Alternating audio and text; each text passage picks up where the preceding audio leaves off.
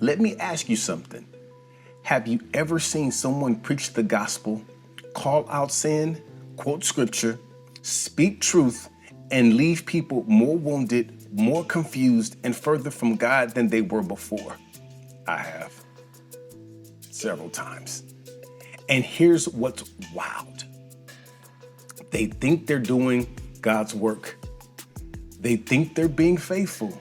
But Paul says something in 1 Corinthians chapter 8 that flips this entire narrative. He says, if you wound someone's weak conscience in the process of proclaiming truth, you didn't just hurt them, you sinned against Christ. 1 Corinthians chapter 8. Let me give you the context. Paul is writing to the church of Corinth, and they're divided over food sacrificed to idols. Some people in the church have no problem eating it. They know idols weren't real, so the food didn't matter. Others, their conscience was bothered by it. They had spent their whole lives worshiping idols, and eating that food felt like going back to their old life. Get the picture.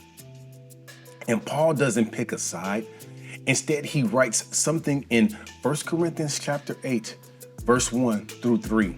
And he says, look, we all think we have knowledge. We all think we know what's right. Let me say that again. We all think we have knowledge. We all think we know what's right. But here's the problem. Knowledge by itself, it's just arrogant. It puffs you up. But love builds people up. And then he says, if you think you know something, you don't know it the way you should. But if you love God, you're known by him. Knowledge puffs up, love builds up. So if your knowledge makes you arrogant, you're not mature. You're just inflated. And then Paul keeps going in verse 7 through 9, and he says, not everyone has this knowledge. Some people are still so used to idols that when they eat food sacrificed to them, they think of it as being offered to a god. And because their conscience is weak, it gets defiled. But food doesn't bring us closer to God. We're not worse off if we don't eat it, and we're not better off if we do. Translation, some people's faith isn't strong enough to handle certain freedoms yet.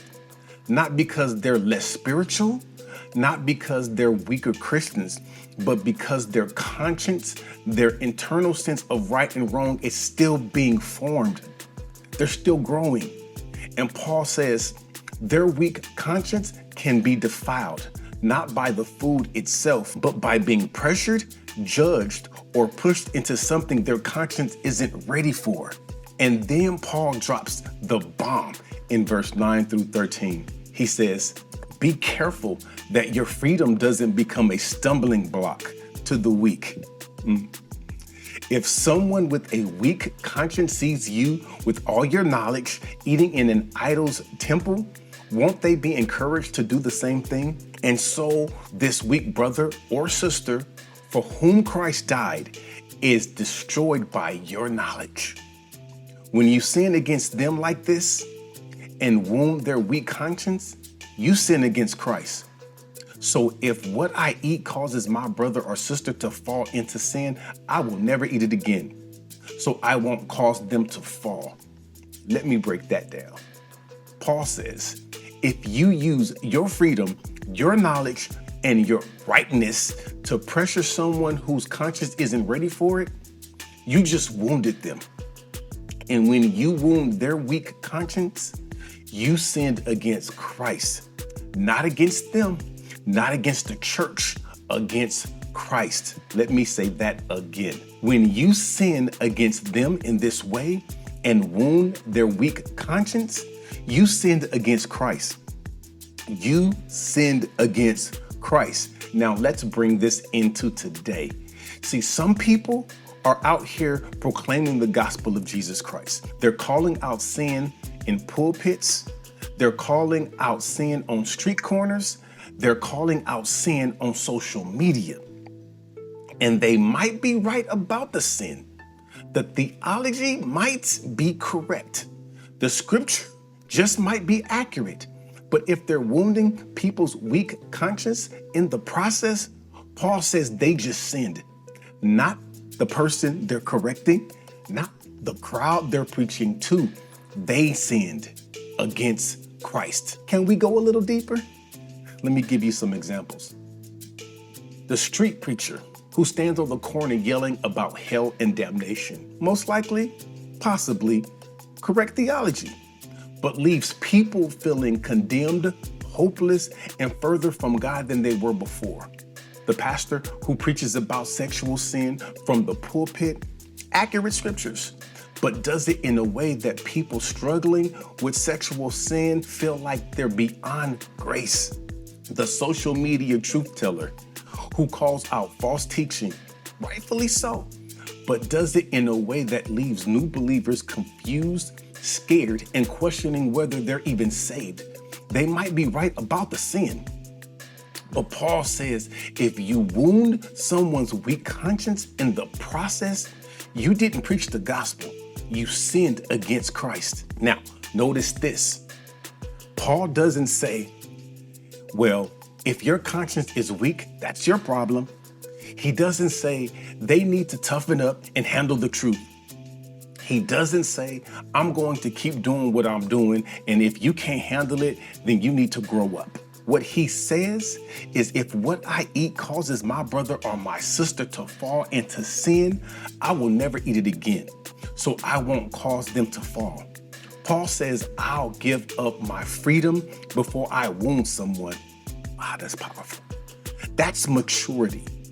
The immature say, I have the right to do this, and if you can't handle it, that's your problem. But the mature say, I have the right to do this, but I love you more than I love my freedom. Here's the question we need to ask.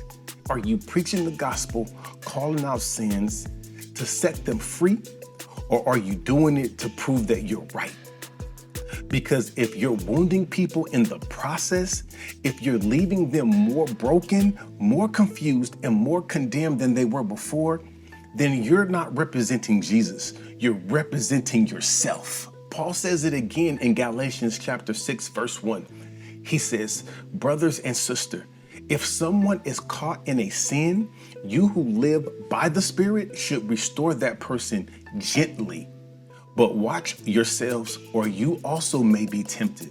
Restore them gently, not harshly, not publicly, not in a way that wounds them, gently. And then Paul says, watch yourselves, because if you're not careful, the way you handle someone else's sin can become your own sin. James says it even more directly in James chapter 3, verse 1. He says, not many of you should even become teachers, my fellow believers, because you know that we who teach will be judged more strictly. Judged more strictly. Teachers will be judged more strictly, because when you stand in front of people and claim to speak for God, you carry a responsibility. And if you wound people in the process, you will answer for it. So here's what I want you to hear. If you're preaching truth, if you're calling out sins, if you're standing for the gospel, that's good. But ask yourself, am I doing this to build people up or to tear them down? Am I doing this to restore them gently or to prove I'm right? Am I doing this out of love or out of arrogance? Paul says, knowledge puffs up. Love, it builds up. So before you post that truth bomb on social media, before you preach that sermon calling out sin, before you confront someone about their behavior, ask yourself, am I about to wound their weak conscience? Because if you are, Paul says, you're about to sin against Christ.